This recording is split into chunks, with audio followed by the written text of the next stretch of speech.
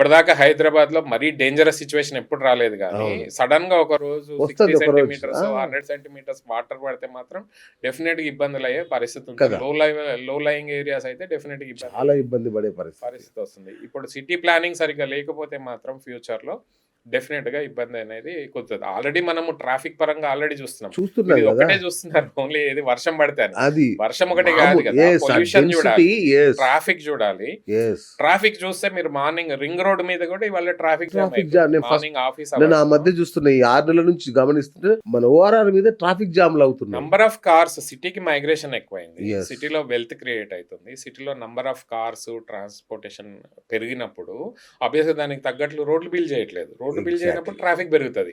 Traffic పెరిగినప్పుడు time waste అవుతది. Time waste అయితే మళ్ళీ గవర్నమెంట్‌కి వెళ్ళాలి. అంతే గదా! సో ఇవన్నీ కూడా ఇంటర్ రిలేటెడ్. మీరు Exactly. అందుకోసమే గవర్నమెంట్ గచ్చిబౌలి నుంచి జూబ్లీ చెక్ పోస్ట్ రావడానికి ఎంత టైం పడుతుంది అన్నగారు? ఆఫీస్ పీక్ అవర్స్ లో అయితే 1.5 అవర్ 2 అవర్స్ లో ఎంత టూ మచ్. అంటే ఈ స్ట్రెస్ ఎంత అన్నగారు? 10 కిలోమీటర్లు కూడా ఉండదు. 8-10 కిలోమీటర్లు ఉంటుంది.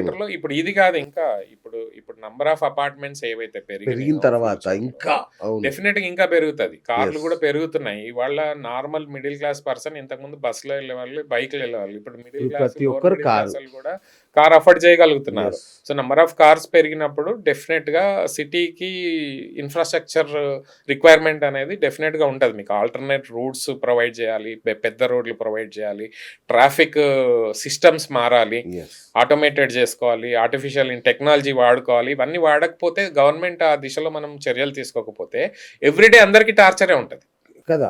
అప్పుడు అనుభవిస్తున్నాం ఆల్రెడీ. అప్పుడు ఏమవుతుంది, సిటీ నుంచి మైగ్రేషన్ స్టార్ట్ అవుతుంది. ఆల్రెడీ బెంగళూరు చూస్తున్నారు. బెంగళూరులో నేను అదే అడగబోతున్నా. అసలు బెంగళూరు అన్ని రకాలుగా బాగుంటది.